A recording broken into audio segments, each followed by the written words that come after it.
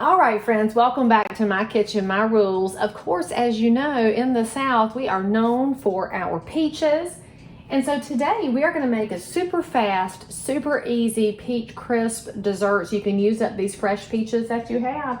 Now, you don't need maybe 4 or 5 peaches, kind of depends on how big they are. But before we do that, let's cut the oven on to 350 is another one of our 350 desserts.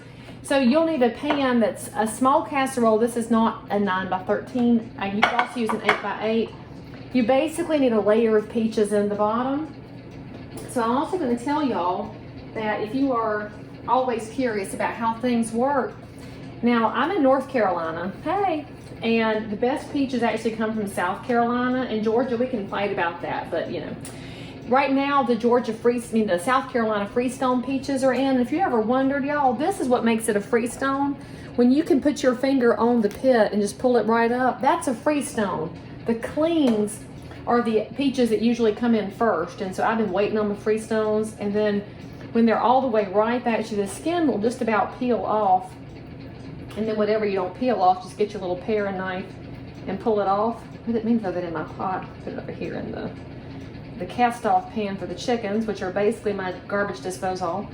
And we'll just pull the skin off here and we're going to slice it. So I've got 4 peaches worth in the bottom of this little casserole dish. And then we're just going to do a rough slice and we'll get the bottom of the pan covered, and that's pretty much all you need. And if you want to put more, you can. If you want to put less, you can. You know, your kitchen, your rules, right? Right. So let's get this done. Now I'll tell you the risk of cooking with fresh peaches from the farmer's market is that you will eat more than you cook, which I always questioned that because when I was a small child, my aunt and uncle had a pick your own strawberry farm, and when I got off the school bus, my sister and I were directly sent across the road to go pick strawberries, and my aunt would tell me I ate more than I picked. And I do recall as a child telling her that I did not think that was true because I picked every one I ate. Oh, Aunt Shuggy had her hands full with the help for sure. All right, because when your help is in kindergarten and 2nd grade, I don't reckon with that much help. All right, let's do just one more so I make sure I've got it fully covered here. And if you're wondering what you missed before I turn my camera on, I just, I cut up a couple of peaches in advance because, may not be so much y'all need to hear me say on a Sunday summer afternoon.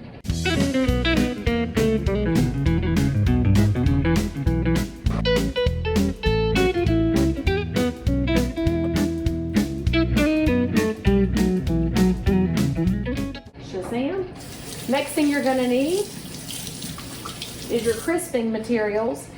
Okay, so here's what you're gonna need. You're gonna need some all-purpose flour. What kind? Say it with me in the comments. White Lily, that's the only one I use for so many reasons. And frankly, I'm glad that some of y'all who watch my channel have finally been trying some of this stuff and you're realizing, Lee Brown, you weren't making it up. See, I'm not here to tell y'all falsehoods. I am here to guide you in the ways of my grandmothers who were very wise women. So we need a 1/2 cup of flour.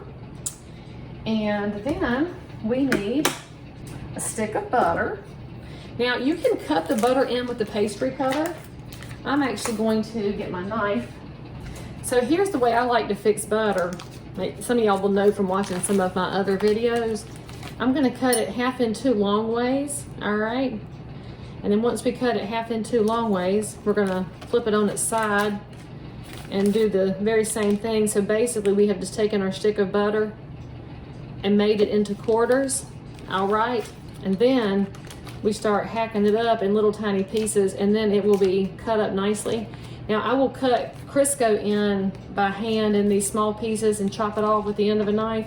But for butter, this works very well, especially if your butter's nice and cold. You don't want room temperature for pastries. Y'all knew that, right? I mean, I don't have to tell you everything. I hope I don't have to, but you might. It might be while you're watching my channel so you can see how non-fancy people cook, because Lord knows I am not fancy. All right, so we're gonna drop that in here, and then you need about a teaspoon of cinnamon. So you put in however much more you want because it's a very good flavor with the peaches. And you need a 1/4 teaspoon of salt. And so because I'm of the old Justin Wilson school of cooking, I can do it in a little cup of my hand. And you should try it sometime because you too could learn how to measure it in your hand. It's kind of fascinating, not gonna lie. Move that out of my way. Now, you know what this ingredient's gonna be, right? Because how do you cook anything without Dixie Crystals? And if you didn't know, Dixie Crystals makes brown sugar in addition to their amazing regular refined white sugar and in addition to their powdered sugar, and it's all good. And I just saw recently that a wonderful friend and colleague of mine and his wife finally listened, and they said, oh, Lord, you are right, Lee Brown.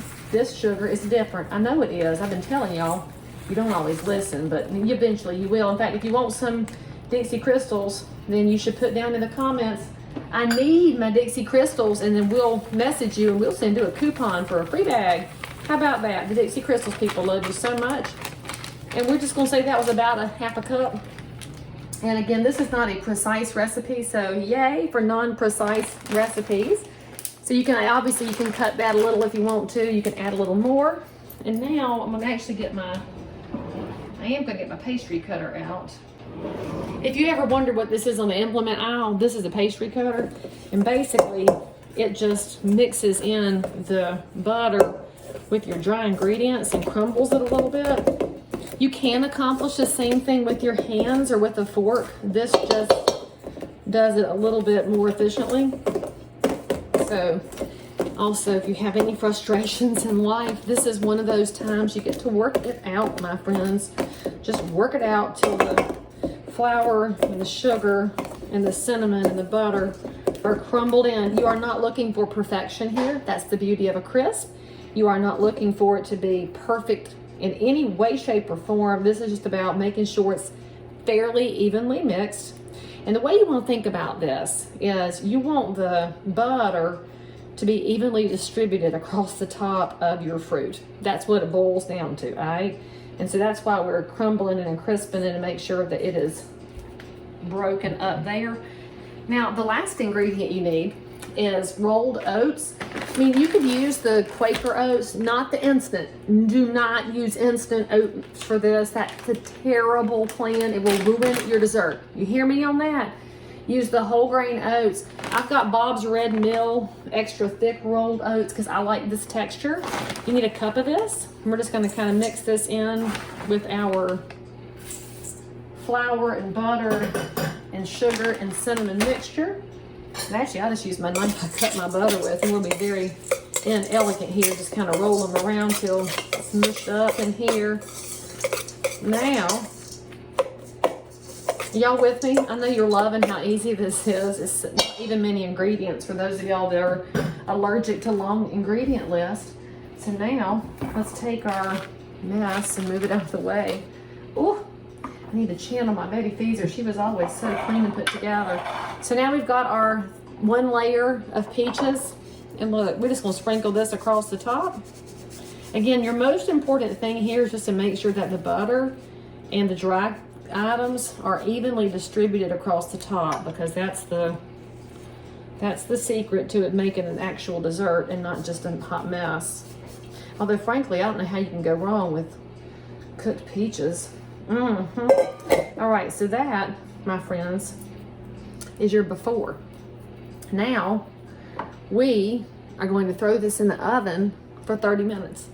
And actually, it'll be done in 30 minutes. It'll be a little bit bubbly and a little bit brown on top, and you're gonna love it. So I'll see you in 30.